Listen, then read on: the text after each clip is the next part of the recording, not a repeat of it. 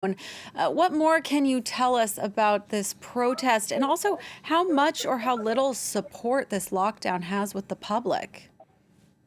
So there were thousands of people out protesting today. I mean, I'm still now at the square where they gathered this morning. They moved earlier today, but now about a few hundred people are still here. It's quite friendly. There's music playing, but there is riot police on standby, and the police have cleared the field. So it looks like there will be another intervention because, as you said, there is an emergency order in place, which means people are not allowed to gather here. Now, people have been chanting things like freedom. They want the country to open up. They're not wearing masks. They're not socially distancing, which is why this protest was banned by the mayor.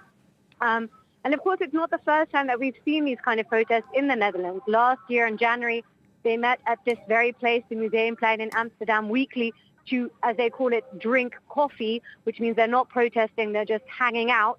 But that usually ended with violent clashes with the police. And when the Netherlands went into a partial lockdown at the end of November, then, of course, we also saw a violent response with riots in Rotterdam. So although it's a very small minority of people, most people are complying by COVID measures, there is this very vocal minority which continues to protest very, very strongly.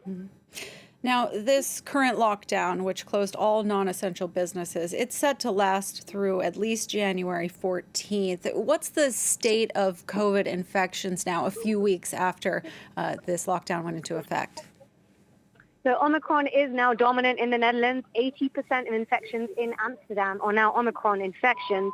But the good news is that the number of infections is rising, but the number of people in hospital is decreasing. Now, that's important because that is the very reason that this country went into that lockdown on the 18th of December to relieve the pressure on the healthcare system where the intensive care units were filling up very, very rapidly. Also, it was to buy time for a booster campaign. The Netherlands was very late to this game, only starting on the 18th of November. And they have this ambitious target of giving everyone a shot before the end of January, everybody that wants to. Now, so far, we're at about 20% of people receiving that booster shot. That's lagging very much behind if you look at the rest of Europe.